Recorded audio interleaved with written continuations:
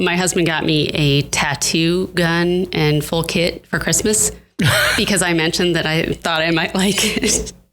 So currently he has quite a few tattoos that are all shorts covering still because I'm not confident enough to have them anywhere else.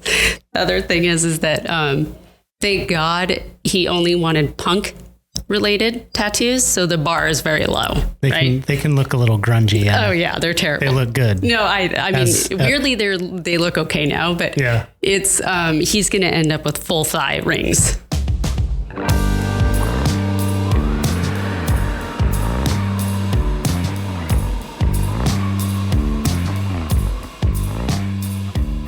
That was professional fly tyer and designer Brita Fordice, and you're listening to Sidechannels, presented by the Flyfish Journal. My name is Jason Rolfe, and I'm the editor of the Flyfish Journal, as well as your host, along with our photo editor, Kopi Vojta. If you aren't already a subscriber to the journal, I hope you'll consider becoming one at theflyfishjournal.com. Subscribers are the lifeblood of print media. If you're enjoying Sidechannels, please like, follow, subscribe, leave a review, all that good stuff. It helps us reach new listeners, which helps us keep doing what we've set out to do, which is to bring you in-depth, compelling conversations with some of fly fishing's most interesting people. Thanks to Decked for making Sidechannels possible. Decked makes bulletproof truck bed drawer systems in addition to offering toolboxes, cargo gliders, and an array of accessories that just make life easier when you practice a gear-intensive pastime like fly fishing. Get decked and get after it at www.decked.com/flyfish. Sidechannels is also sponsored by Patagonia Fly Fishing. Patagonia's commitment to making solid gear that stands up to all the abuse you can throw at it is matched by their dedication to seeking out, fostering, and telling great stories about fly fishing culture and conservation. It's a level of quality that isn't measured in weeks or months. Theirs is a long-term commitment. They utilize clever engineering and innovative materials to offer only essential gear built for a lifetime of hard use. Visit patagonia.com/fly-fishing for some great conservation stories and some of the most dependable fly fishing gear you can find. Built to connect with wild fish and wild places.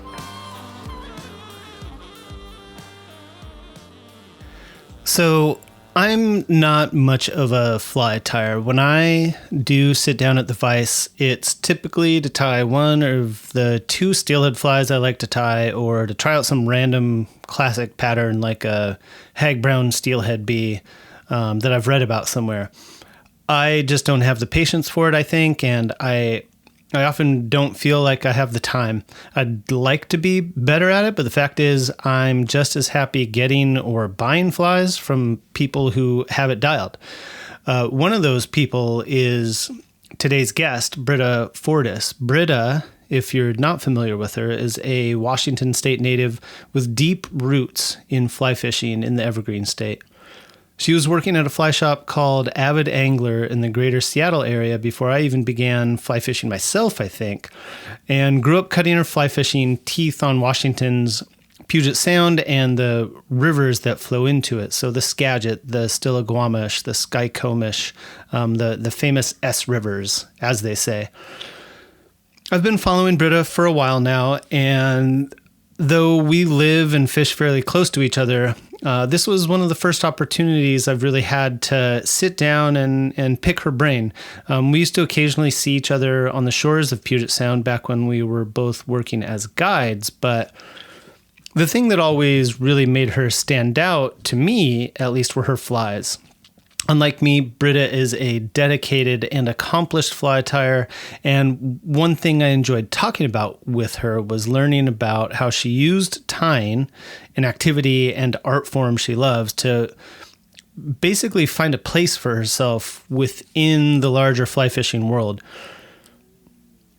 Coming up in the time she did, that was no small thing, and she doesn't shy away from talking about the challenges she's faced. These days, she is a product developer for Rio, which means she gets to tie and test flies to her heart's content, and she gets to do that in places as varied as Florida, Christmas Island, British Columbia, you name it. I do want to offer a quick note about Puget Sound. before we get started, which some listeners might not be terribly familiar with. The Sound is essentially a very large inland body of salt water, dotted with islands and hundreds of miles of shoreline. It has a long tradition of fly fishing for sea-run coastal cutthroat trout, as well as salmon and steelhead, and other species. And it's an interesting, dynamic fishery, very dependent on tides, wind, seasonal migrations, you name it. Lots of anglers fish it from shore, but there are a lucky few who cruise around and fish it by boat as well. In any case, the Puget Sound is in Brita's blood, and it shows. Let's do the show. Right now I'm pretty much tying warm water stuff and streamers for Rio. I've kind of taken on since then managing our signature tires, which we started doing. We call them the signature fly designers for Rio. So it's a bit like herding cats every once in a while. There's at least one person who I really like. He's an amazing tire and designer. But we generally get his recipes on bar napkins. Sometimes they're a screenshot of a bar napkin too. Awesome. What is that? So this designer is sending flies, like coming up with flies and then sending them to you to refine, approve. Like, what does that process look like? So when we set out with signature designers, we wanted to have a focused small number of people that could do quite a few patterns, as opposed to a million one-hit wonder people. And it's just easier to manage that way too. So we brought on, say, for example, this person. And what he'll do is they send 6 identical flies of the same style, color, everything, which is the hardest part. Don't trust me. They're never identical when they show up. But you get 6 identical patterns, and then I request step-by-step instructions as if they're tying it or explaining it to their grandma. And those are the ones that come on bar napkins sometimes. Exactly. Or screenshots of bar napkins. And then I send it off to one of our factories. They'll duplicate it and send back a counter sample. And then we either adjust or approve that. And then it's from there we produce it.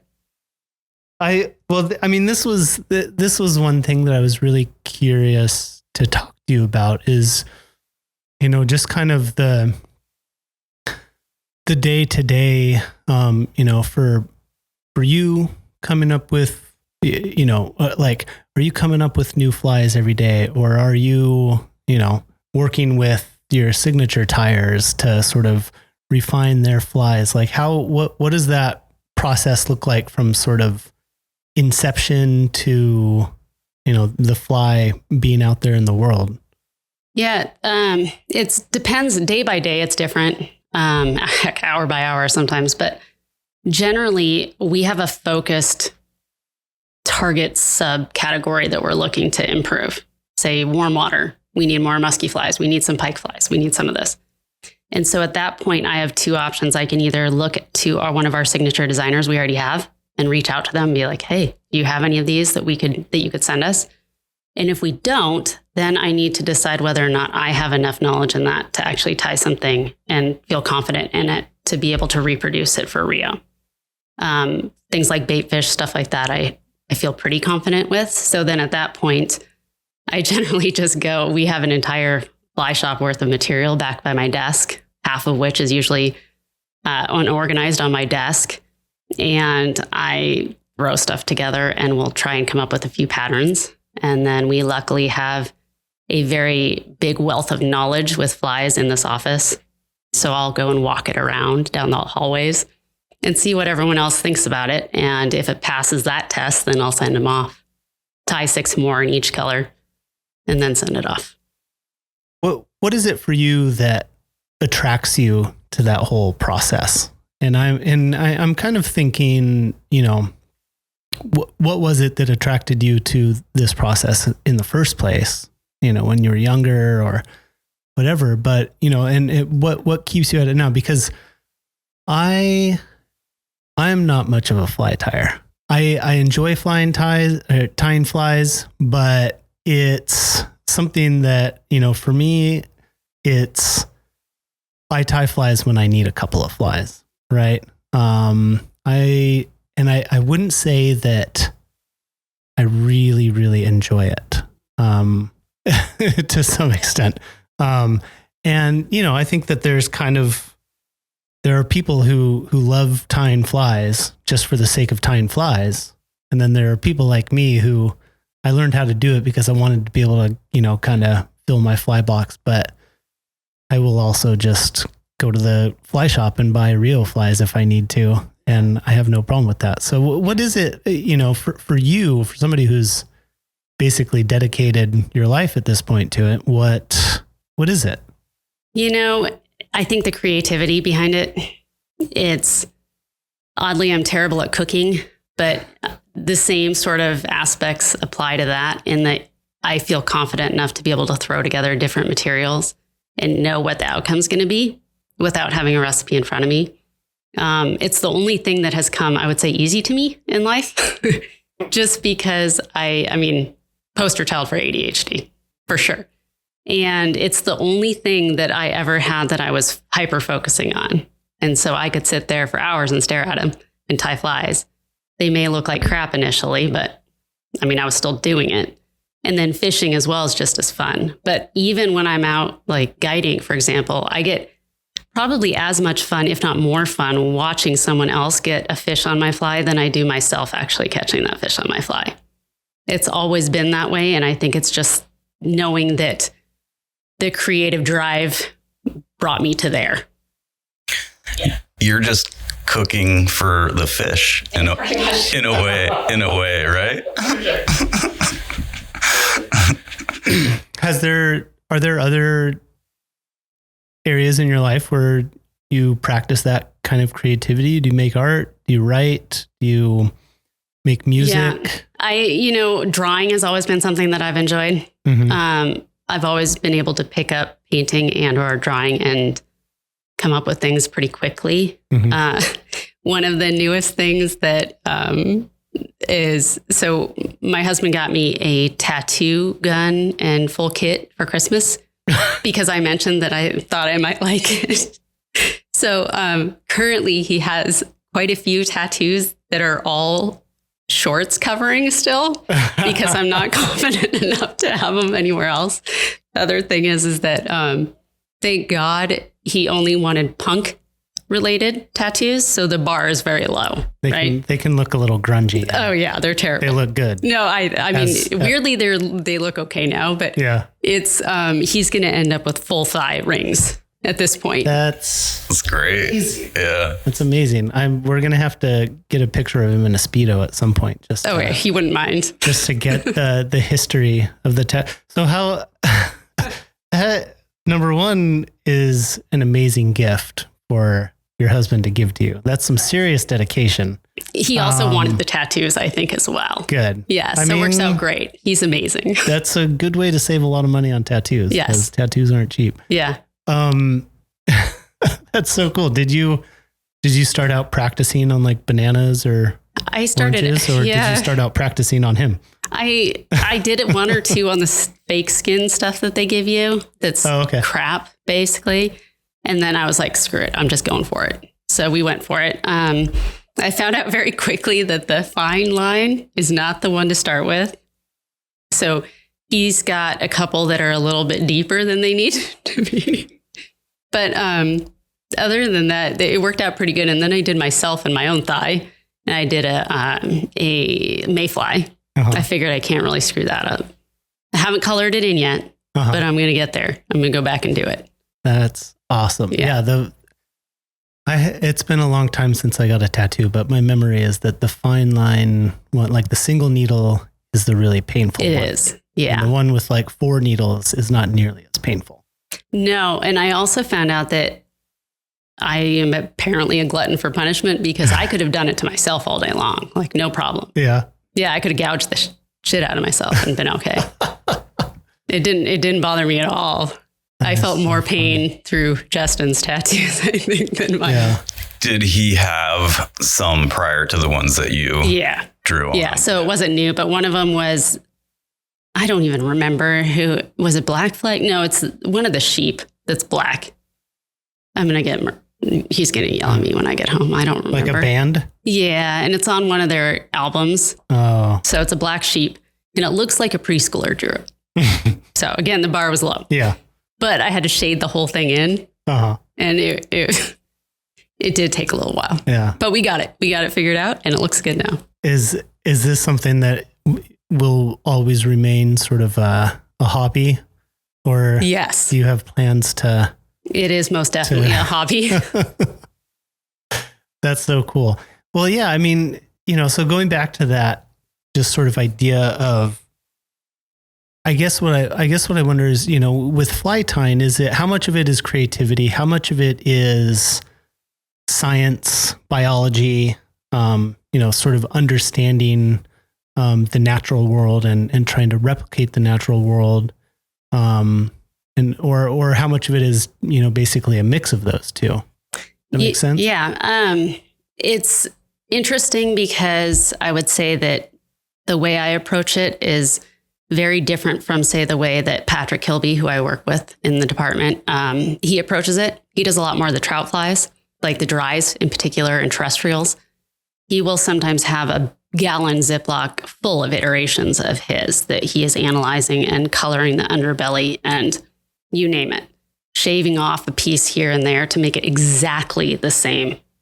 Whereas I'm going to look at something, watch a YouTube video of it swimming, the real life version of it, and then apply physics to it and think, okay, if it's going to be in this speed of water, I'm going to need to use this material to keep it from fouling and go about it that way. So it is very different in the way that we go about things.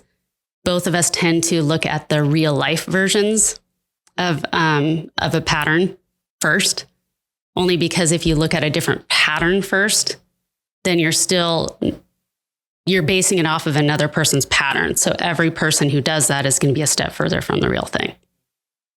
So I'd rather go straight to the source, but it involves a lot of YouTube videos of fish swimming and sculpin swimming and shrimp. But yeah, it generally speaking, I will go about it using physics and math for proportions and just knowledge of the materials themselves. Whereas Patrick goes about it via the proportions and exactly like realism. If I don't know how I would apply that or what word I would use for that. That's anyways. And trying to use the scientific aspect of the bug themselves for it. So I think everyone's kind of different in that. Yeah. And it depends on both what you enjoy tying the most and focus on versus what you end up fishing the most as well and location where you are. Have you tried to like net and or catch like any of the shrimp or any of the kind of the bait fish that I guess that's kind of like your strong suit, more stronger suit, maybe if we could say that. Have you had any success doing that, or instead of like watching YouTube videos per se? I like in the summer you could get a lot of the shrimp. You could get a lot of polychaete worms out in Puget Sound. You could dig for those in the sand when it's low tide. I like going down there and digging around for those guys and getting them to see. But you can't really see I noticed with the shrimp in particular, by the time you get them, they're usually like ripped in half, some of them. So it's like a 50-50 shot on whether you're going to get the right one. It's not quite the full versions of themselves sometimes. But yeah, we get like polychaete worms in Puget Sound that are a foot long. And it's like... Really? Oh, yeah. You could stand down by the narrows at times. Long. Yeah. And it's like they're all over your boots at times. And it's crazy. Yeah. Holy cow. Do you ever tie them that big? No. Okay. I went through a phase of tying like string leeches that were that long. Yeah. But honestly, at that point, they're not necessarily hitting the tail and they're not necessarily hitting the head. They're just taking it wherever they can, sucking it in. Yeah. So you're never going to get that hook placement right. Yeah. Yeah. Whereas with a bait fish pattern, they're going to hit the head where the eye is every time and then suck in the rest. Yeah. So you always want the hook at the front when it's a bait fish for saltwater. Yeah. Yeah. When you were a kid, was that basically you, like out on the river or out on the beach, like digging around, finding shrimp and bugs? And was there any, before you started tying flies, was there any inkling of that sort of latent fly tire in you think? So my parents still have pictures of me. When I was 3, they took my sister and I to Disneyland, and I found a caterpillar, and I kept that caterpillar on my finger and carried it around in the stroller the entire time at Disneyland. My sister's excited going on the rides, all this stuff, and I was looking at this stinking caterpillar the entire time. That was the only thing. I don't know what happened afterwards. I should probably ask my mom, but I have more pictures of me with a stupid caterpillar at Disneyland than anything. So yeah, there was inklings. I used to go and just dig up all sorts of stuff in the backyard. I was always one to be turning over rocks up at our cabin on the Stilly. And then we'd go out there and throw rocks against each other to break them to see. I mean, God knows I'm surprised I still have my eyes and everything else, but see what was inside, all sorts of different stuff. I love that. Muddy is not an issue for me. Nice.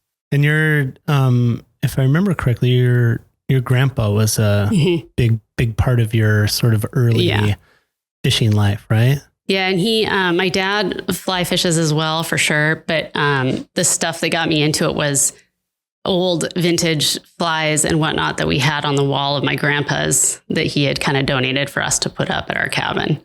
And so I would go through and look at all those like traditional fly patterns that were up there and stare at them and manipulate them and whatever else. But that, I feel like that stuff for a kid, that kind of stuff, flies, fishing tackle, all the lines, all that kind of stuff, especially the old gear. I know when I was a kid, I was always super fascinated by that stuff. Like I would go to my grandparents' house and dig through all of their, little knickknacks and things. Yeah. Yeah. It's pretty cool. One thing is that until I could drive, that's really the only way that I could do anything related to fishing. As long as I had materials and I could talk somebody into driving me over to Avid Angler and buying some materials to bring back, then I could still tie. And yeah, they look like crap for many years, but at least it was doing something, whereas I couldn't get out and fish by myself. So did you like commercially tie flies for Avid or like in once I started working there, I did. You did. Okay. But prior to that, no. Yeah. I don't think I would have felt confident in any of them prior to that, to be honest. I mean, they're probably still good enough, some for sure, but I definitely wouldn't have felt confident in it. Once I started working at Avid, I was lucky enough to work with Steven Jackson, who's Alec's son. And Alec used to come in consistently and critique my fly patterns. And he'd take a lighter to some of them to make sure that they didn't have tag ends that I missed. And if it like fired up, then you knew that you left a tag end up. So, and he'd make sure I knew about each one of them, but he was such a nice guy. It helped a lot. Can you tell us who Alec Jackson is for anybody who might not be as steeped in Northwest fly tying and steelheading traditions? So he is kind of he came over from England, and he's one of the local legends of the original steelheaders out here in Washington. Harry Lemire is also another one I would list for that. And Deck Hogan too, even though Deck is probably on the youngest end of that group of guys. But Alec used to fish and tie, and one of his famous patterns is the spade. And it's a beautiful fly with peacock and bright colors on the wing or the tail. It's a beautiful fly. So he's really well known. He's in Trey Combs' original book. So you could read about him there too. Great guy. How you just connected with him through the shop? Yeah. What was it like to have somebody like that helping you, sort of figure this out? Was that a time when you were thinking sort of a little more seriously about, I want to do this for money. I want to make this, maybe a little bit of a career, or at least a side gig. I, at the time I was my early 20s, and I don't think I gave it as much appreciation as I should have even, or recognized what it was. We used to have Harry Lemire come into the Avid Angler consistently as well and buy the black lace saddles. The only person that would buy those from Whiting in our shop. So I don't think I appreciated what he was doing as much as I should have. In hindsight, I very much did. The last few years I worked at Avid, I know he was stopping. He had decided his vision and whatnot wasn't as good. And he was giving up fly tying, and he requested that I receive some of his materials. And so Alan, his son, brought over a bunch of his materials, and it was gallon Ziplocs of pre-prepped guinea feathers that were already plucked perfectly full. There was everything was legal at the time to use for flies that isn't anymore. Monkey parts. There was African dik legs in it, which is the smallest species of deer, and it actually had fur cut off of it. And I don't know what you would use it for still to this day. It was nuts. There was wild dog fur in it. All sorts of crazy stuff. Mm-hmm. Yeah.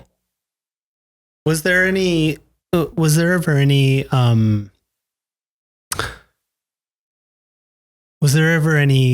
sort of feeling or feelings from other people around, like, oh, what's he doing helping this girl out here, tying flies? Was there any of that sort of, those sort of vibes going on at that time? I wouldn't say it had to do with him, but in general in the fly shop for sure. Yeah. I mean, it was 2004 when I started at Avid, and I was 24 at the time. And it was consistently that guys would come in, walk up, and then ask me to go get one of the guys to help them talk about fly fishing.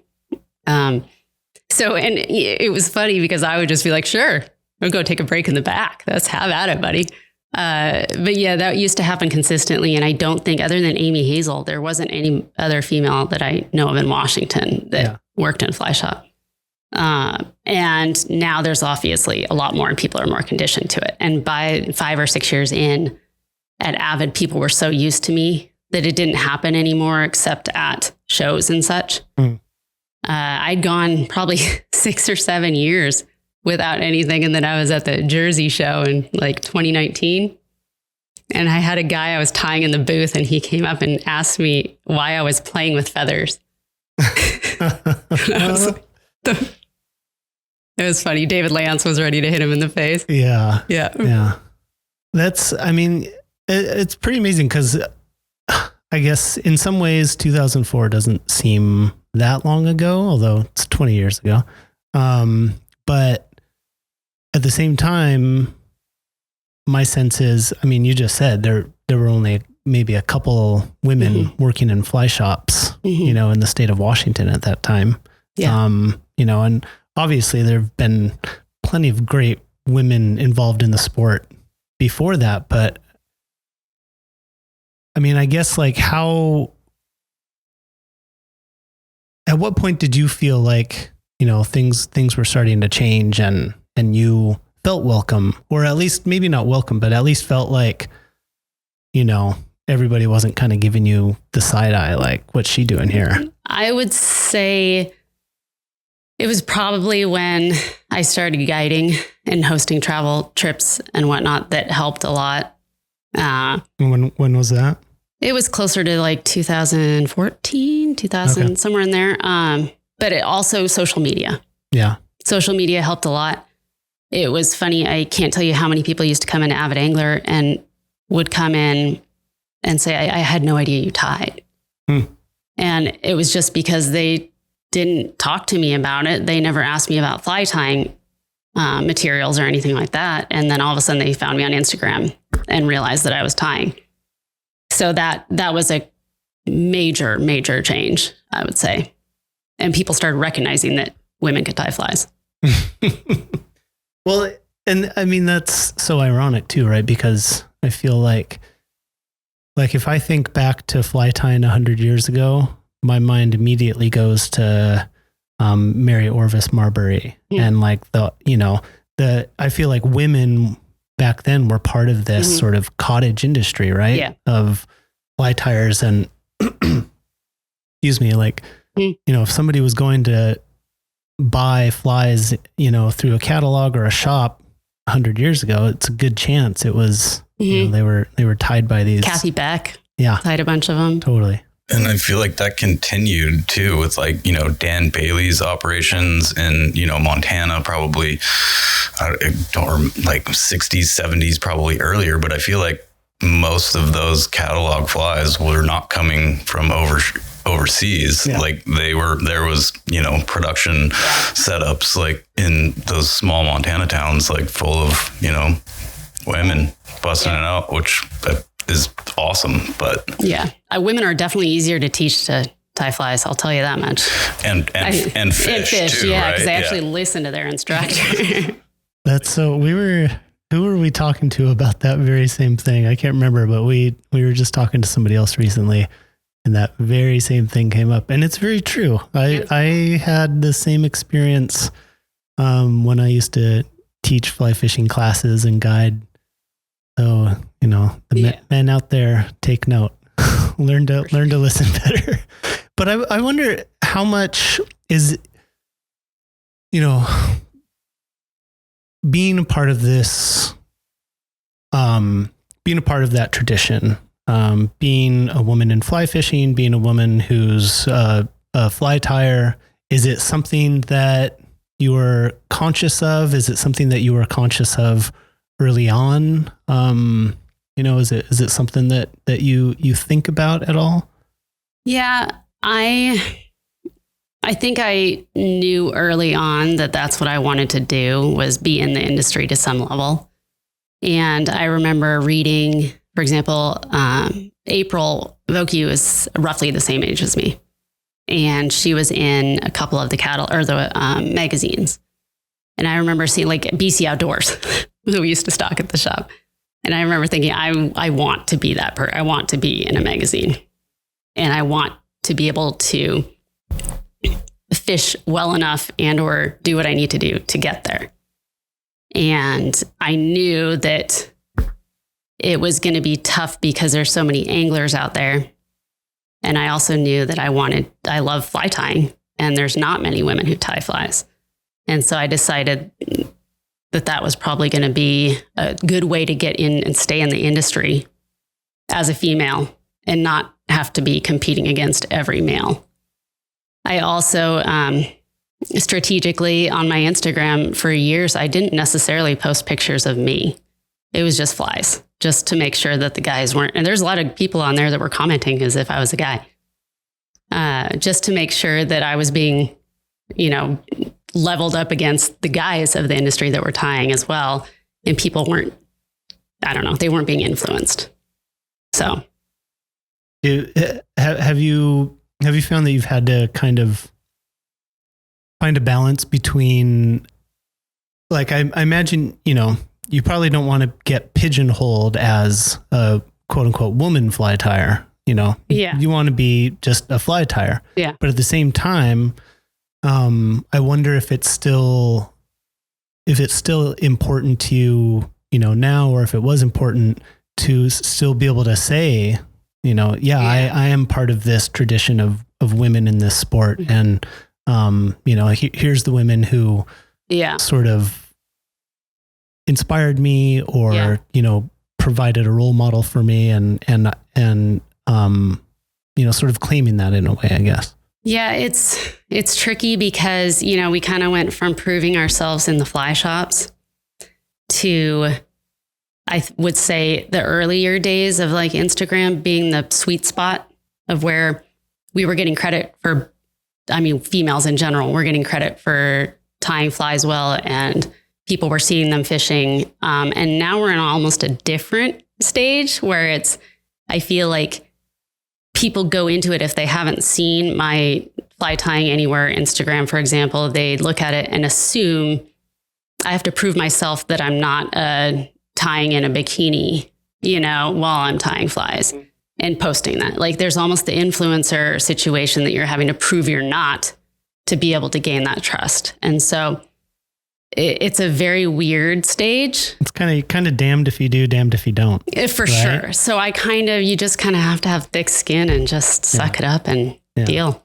Yeah. I mean, it's frustrating, I think. And I just can't imagine that, it is damned if you do, damned if you don't. You can try to go one way and people are going to give you a hard time. You can try to go it another way and people are going to give you a hard time. How do you shut it out? How do you kind of find your happy place? I just kind of laugh it off, honestly.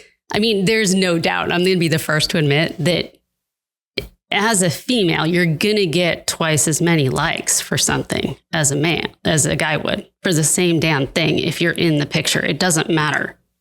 So I could have a paper bag on my head and tie a fly and they could still have more likes than my husband for the same damn fly. And it's just the way the world works in fly fishing, I think. But that said, I just laugh it off. I mean, it is what it is. I'm not trying to go for a quantity of likes and I'm not trying to go for a quantity of followers. People can like me or not. I really don't care anymore. Yeah. Have you had other women come to you looking for advice or support or, just a shoulder to sort of cry on or complain to? I've definitely, it's shocked me. The few shows that I've gone to consistently, it's women that come up and want pictures and are just super ecstatic. And it just leaves me floored because I don't know why. And I mean, you do amazing stuff. It's almost embarrassing to me more than anything because I just don't. It's baffling. But and then there's people like Drew Cicconi's little daughter, and she loves my flies that I've tied. And so I got to hang out with her and take pictures with her, and she was so excited.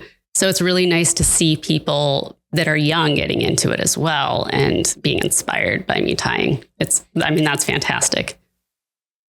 Do you see yourself in those kids, whether it's a little girl or a boy? Oh, for sure. Just totally. Oh, for sure. Yeah. Yeah. Every once in a while you get the kids that are just like uber excited to be there. And it's like, oh yeah, that was totally me. The ones that are bouncing off the wall and just running around like crazy people.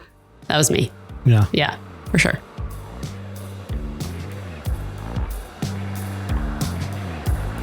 The deck-to-truck bed organizing system is the best way to keep your gear and your sanity in order, whether you're planning a day on the water, have already gotten your lines wet, or are packing up at the end of the day. No matter how you might decide to set it up, it doesn't take long to get the system dialed for the fishing and other adventuring you want to do. Decked takes the guesswork out of packing with a product that makes life easier in an efficient and, I'd argue, pleasing way. You'll get to the ramp first, get on the oars, get the eat, get the net, and get the satisfaction of having your gear in order. So get decked and get after it. Decked products are made in the USA and shipping is always free.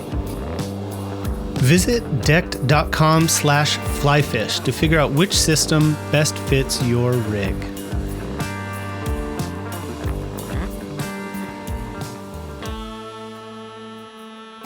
When did you get introduced to Puget Sound fly fishing? You know, we used to fish when I was younger here and there. But I don't think I started when I first moved down from Anchorage. I started fishing lakes because I was obviously in my early 20s and I realized that no creepy dude is going to swim out in the middle of the lake to get me. So I was like, it's a safe bet. I'm okay. And then I started fishing Puget Sound beaches just because it was local and it was easy to get out for an hour or two here and there. And then I started figuring that out more and more and more. And it just went downhill from there because I realized how much I love. Even in lakes, I was only tying baitfish patterns half the time. Yeah. Yeah. So it's kind of my favorite. The sound. Mm-hmm. It's pretty great. What at that time when you started out, because you fish, we'll get a little techie here, I guess, because When I started fishing Puget Sound, for me it was either the Miyawaki popper, or just Clousers bait fish pattern. But I feel like you are really into fishing shrimp in the Sound for cutthroat, for salmon, for everything, right? I love shrimp and I love squid. Yeah. How is that something that you figured out early on, like how to fish how did that come about? It came about because I love tying shrimp and squid. Yeah. I had to figure out a fish that was dumb enough to eat them. That's really it, to be honest. It started out with a steelhead prawn that I had tied the flatwing prawn. And there's just like 4 steelhead left in Washington, and so I didn't want to keep beating the crap out of them. And I realized that I needed to shrink it up and fish for sea runs with it. So I started tying them in smaller sizes for sea runs and figuring out, what time of the year. Winter tends to do better, by the way. And then I also tied, shrunk down my squid flies. I did one for Rio called Diary of a Shrimpy Squid. So for people who have younger children, it's kind of a giggle every time. So there's a lot of flies. That one's a great one in Puget Sound, by the way. But yeah, I tend to love fishing shrimp and squid. Squid is something in particular that I found fishes great year round. So you could always fish, especially a white little micro squid out there, and do great. And I think depending on what the fly looks like, a lot of the fish will eat it both as a polychaete worm and as a little squid. Will you change your retrieves depending on if you're fishing a squid pattern versus like a shrimp or, like a bait fish? Yeah, it's, I generally tend to go much slower with the squid. Yeah. And bait fish, I'm going to fish faster, but it's personal preference. Justin, my husband, obviously guides as well. And every time we fish together, he keeps telling me the whole time, speed up your retrieve. And I'll keep telling him, slow down your retrieve. And we're like, why are we doing this to each other? It's just like out of habit. Yeah. And he'll get as many fish with his rod under his arm, double hand retrieving quickly, as I do just sitting there and watching the birds fly over and retrieve, So it's kind of personal preference and just dumb luck probably too. Mm-hmm. How much has fly tying sort of opened up the world of Puget Sound and I think maybe sort of the larger world of, fish, but, the Puget Sound, especially, you grew up here, it's something that if you grow up in Washington, in the Western Washington, Puget Sound is a big part of our sort of environment. And, but, you don't necessarily know what's going on below the surface. And I wonder how much for you, fly tying has sort of opened that world up. And, it's in general, it's opened it up a lot just because I'm having to study what's going on under the surface a lot more. All of my guide trips were from the beach. Mm-hmm. And so reading water was something, and looking to see what the bait fish were doing, to this day has actually helped me a lot, tarpon fishing and bonefish and whatnot, because I can read water really well and tell what's going on underneath it. But I think if you're not necessarily tying flies, a lot of the people don't necessarily spend that much time analyzing what's subsurface. And the beauty of tying flies for Puget Sound is that, at least when I was guiding full time, I was able to have fly patterns that other people had never tried before. And that was pretty fun. I would get a lot of clients that wanted to fish with me just to see flatwings.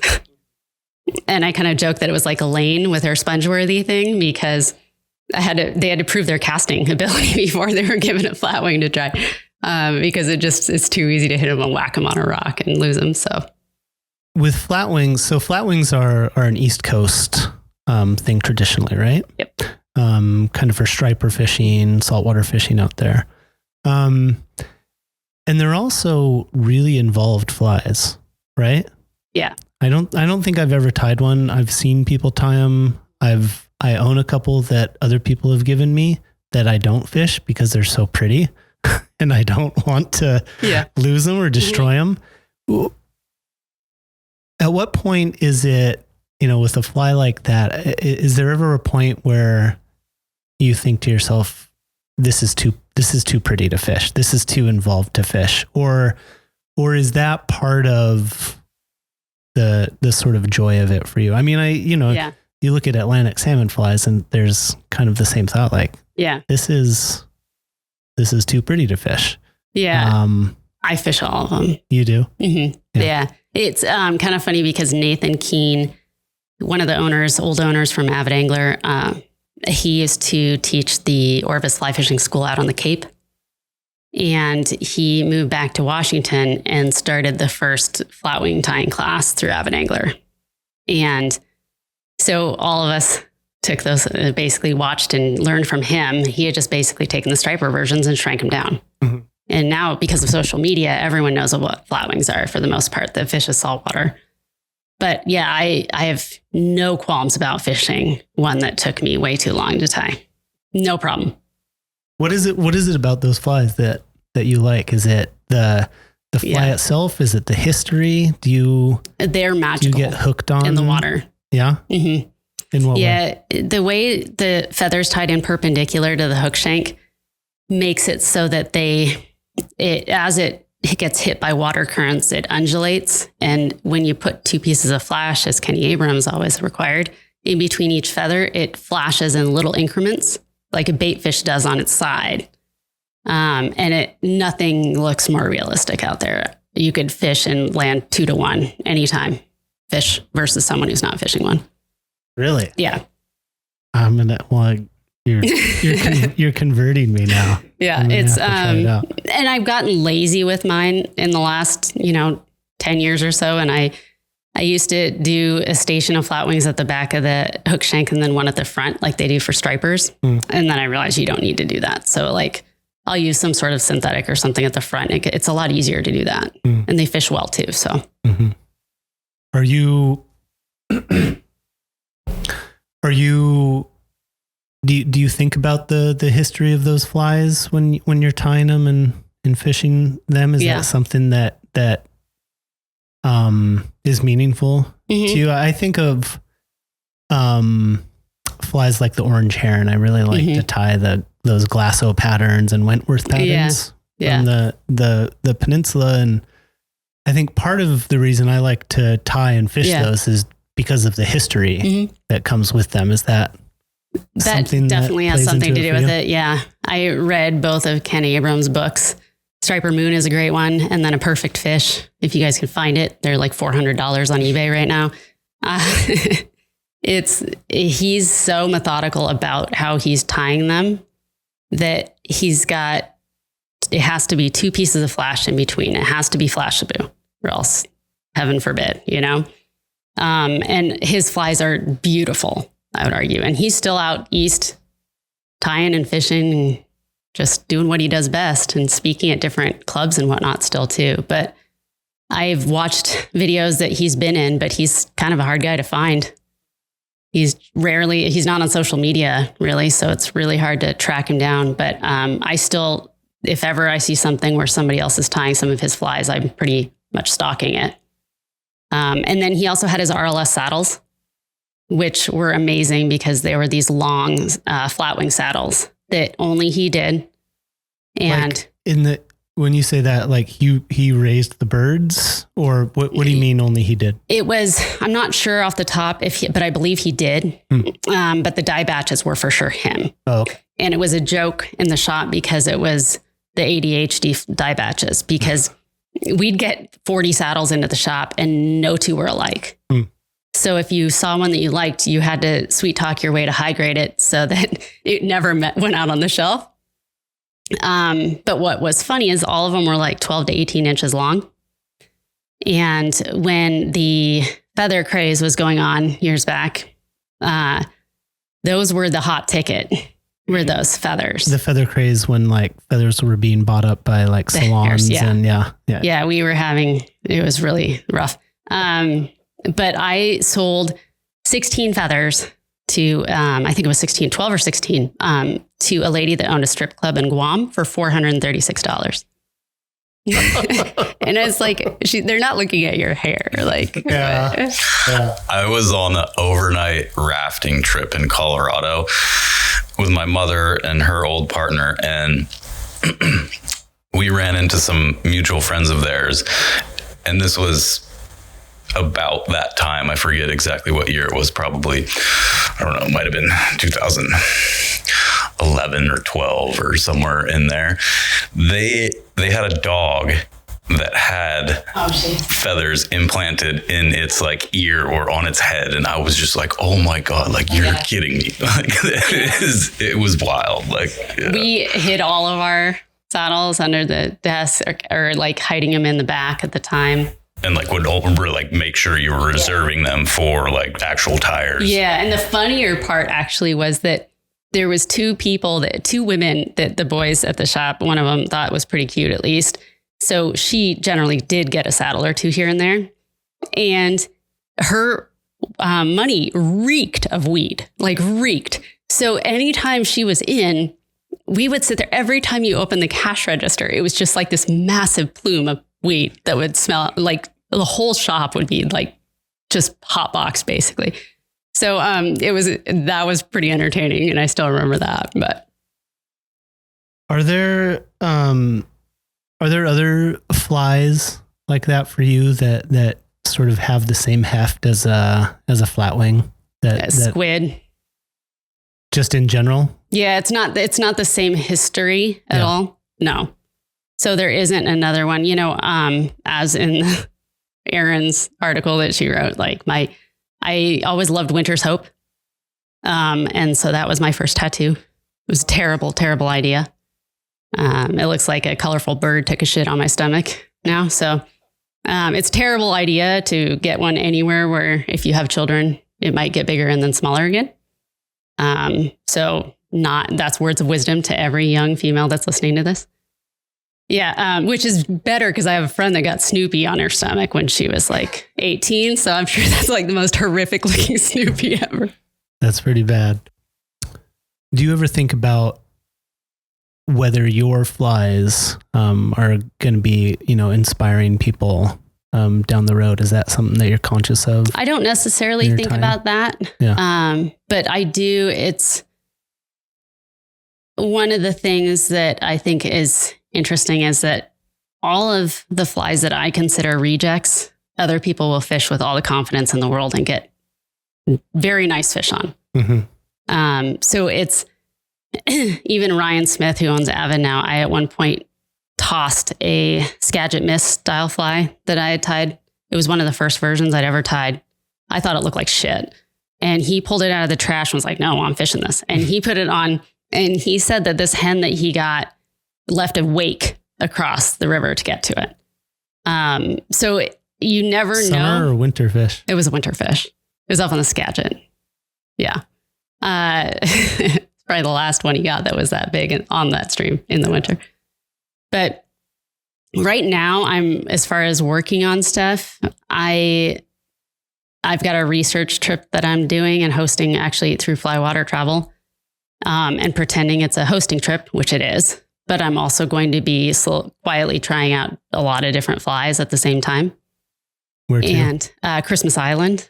So that's Sunday. Going after those triggers. Mm-hmm. I'm so excited. You like the triggers, right? I love triggerfish so much. What is it? I mean, is this the kind of thing? I've never fished for triggers. Are they above bonefish and tarpon and GTs for you? Yes. Because there's GTs out in Christmas Island there's too, definitely right? and there's big GTs out there. The thing with GTs is that they, if you're not fishing the predictable areas where they congregate to kind of pummel bait, which I look at as kind of shooting fish in a barrel. So I don't necessarily do that. The other options for them is they're so quickly on and within sight distance as much as they're off and out. So by the time you throw a guide or whomever a rod and grab out the 12 weight and get a cast out, they're gone. So there's people that definitely will not even bring in a lighter rod and they'll just dedicate a day to it. Yeah. it's just a big fish picture at that point to me. So I love triggerfish. I love hunting them. I love figuring out where they're going and running and jumping on their hole so they can't get into it. After you've hooked them, right? Yeah. It's so fun. Yeah. And just the fact that they don't necessarily want to eat whatever you have is really intriguing to me. Yeah. Kind of like the primitive out there. Yeah.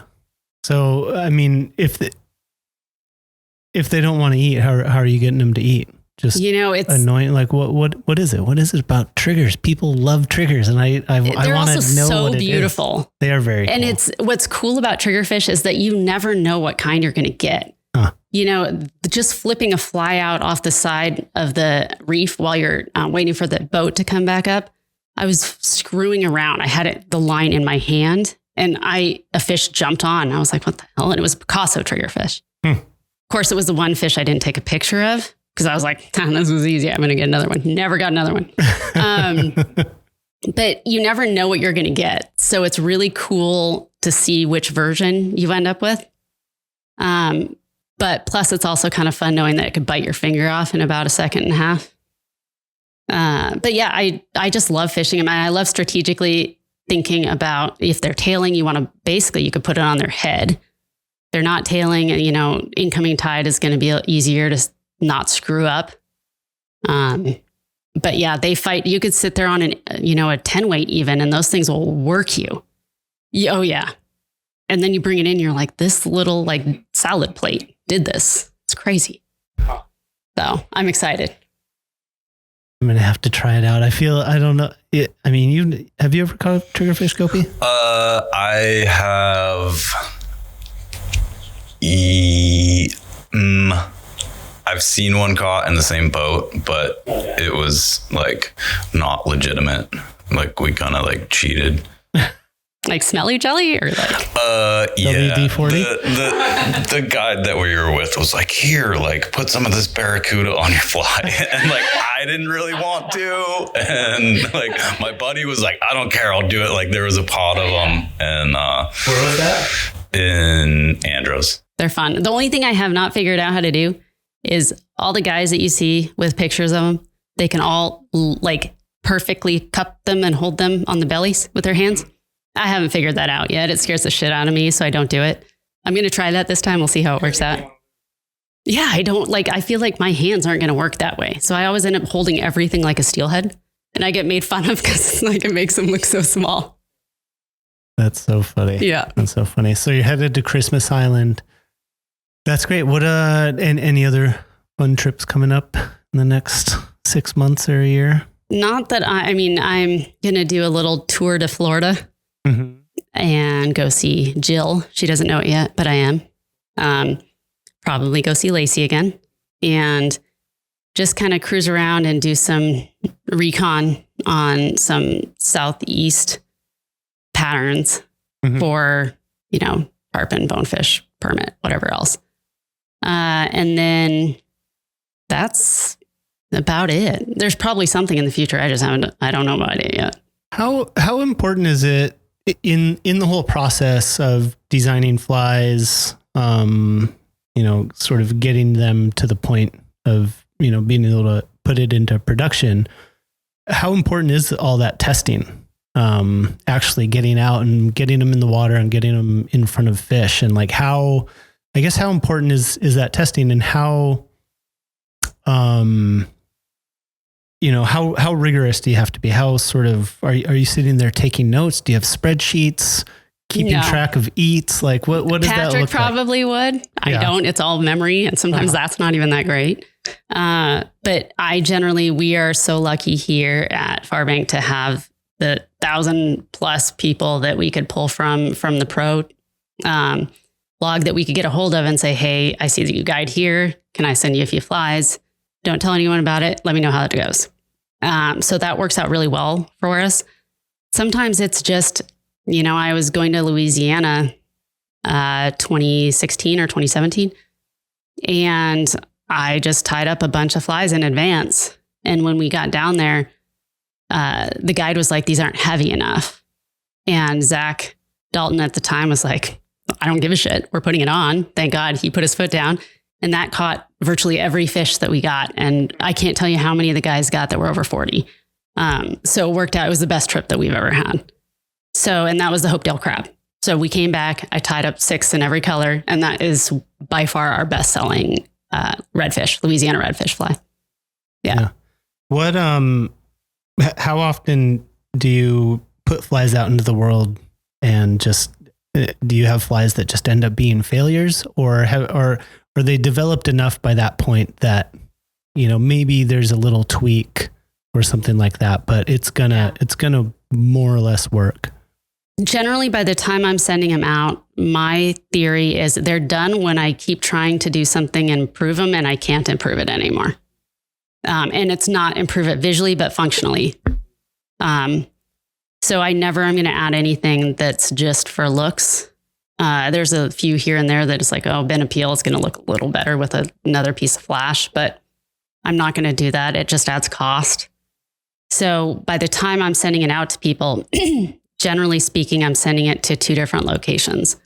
So if it's a bait fish pattern for tarpon, I'll probably send it to someone who's in Belize and in Florida, knowing that I want, because something that's going to work in Florida may not work in Belize and vice versa.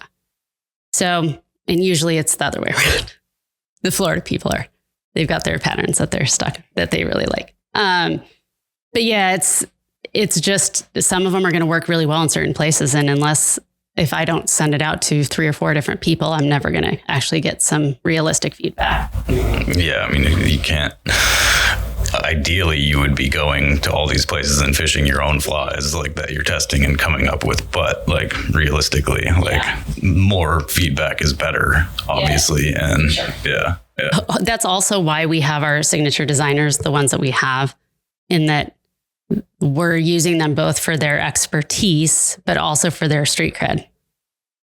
So that we can say, okay, well, there's a reason that so-and-so did this. You're saying it's not heavy enough, but I'll tell you, he fishes it all day long and does just fine with it. So let's find out from him what you could be doing wrong with it if it's not working for you. Or based on your location, maybe this is why. So it takes the pressure off of us, because, you know, a fly for pike in the Midwest, my only pike experience has been in Alaska. So it's not going to translate quite the same. And I wouldn't feel comfortable saying, this is why I did this, and have the confidence to back it up. And that's why we have like Gunnar Brammer doing that for us. Is there a difference between between somebody who's, you know, just a good fly tyer versus somebody who's a good fly designer and can do the kind of work that you and these other folks do? I would say that 90%, well, maybe that's too much, but it's a good amount of people are amazing fly tyers, and they look at a pattern and they could replicate it. As far as designers go, that's not the same. There's far fewer designers. And there is, I would say, there's very few brand new patterns altogether that come out. We're basically taking new materials and advancing the fly and innovating it. So it's going to fish better, going to swim better, it's going to whatever better. And so those people are a different breed. We're all a little weirder. But yeah, I would say most people, even in the shop, I could go to and say, hey, would you be able to take a damselfly and make it look exactly like this and swim like this, and show them a picture of a real one? And they would not know where to start unless you gave them a fly to look and reference. So it is different, and they all tend to think like I do, which is why it's like herding cats. But yeah, designers are definitely different. You ever designed a carp fly? I have, yeah. Yeah. Is it like top secret, or can you talk about it? No. Here we go. Kobe had to, it's April. It's time to start talking about carp with Kobe. I'm going to get in so much trouble for this because it's going to, yeah. But anyways, I'll take the heat. Okay. So we can beep things if you need. Okay. I know that there's a Eastern Washington carp tournament, and I know that it's really popular. I have not participated in it, but I do know that one of the flies that called the muffin top that I did, was fishing well, but it was spooking fish at times because it had a long flash-blue tail. So I found out that Alex Bluin, for example, one of our marketing guys for Sage, was just annihilating fish by chopping the tail off. So just based on that, I cut the tail off of it and released it as the carp cupcake. And so that may or may not be the one to fish out there if you're fishing out there. I think Kopi there's basically 2 fishing seasons for Kopi. There's steelhead season and there's carp season. Yeah. And then he'll kind of mess around with some other stuff in between. I feel like I'm ready to give up steelhead season. So they used to, when I was younger, in high school, they were trying to give put a bounty on carp in some of the Winchester Wasteway lakes. And so we used to go out there, and you'd have to go to, what is it? Not the Idle a While, the Alacozy Motel to get the actual money for them. And so what we would do is we would go and bring those trifold Chase Lounge chairs and sit there drinking boons and with riot shotguns, and we would blast them from the shoreline. Just wait for them to swim by. Yep. And then we'd have to like Rochambeau to see who had to go out and try and collect enough of one to go get money for it.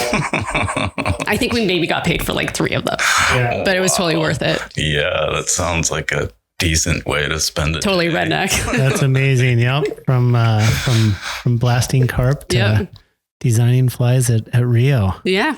Classy. Big moves. Big moves. Well, thanks so much, Brita, for sitting down and telling us about your gig, what you do. It's really, really cool, really interesting. I've always been kind of fascinated by, I know kind of what the rod designers do and guys like that, but the fly designing thing, I think, is a whole other, maybe even a little bit underappreciated aspect of the sport. And, like I go to the shop, I get some flies, I go fishing and hopefully catch fish. And, sometimes need to be reminded that, somewhere there's somebody in an office on Bainbridge Island with a desk, just full of fly tying materials, geeking out on which one is going to swim the best or wiggle the best or whatever it is. So, well, thank you so much. I enjoy talking to you guys. Yeah. Thanks, Brita. Thanks for listening to Sidechannels, presented by the Fly Fish Journal. Sidechannels is produced and edited by yours truly, with production support from Jeff Galbraith and Colin Wiseman, and digital and web support from Jesse Lou Galbraith, Colby Messick, and Kopi Voita. If you're enjoying Sidechannels, please subscribe wherever you get your podcasts, and don't forget to rate and review the show. It makes a big difference. Thanks as well to our sponsors, Decked. Get decked and get after it at decked.com/flyfish, and Patagonia, dependable gear built to connect with wild fish. Visit patagonia.com/fly-fish to learn more. As always, have fun out there, enjoy the process, and we'll see you in a couple weeks with episode 5.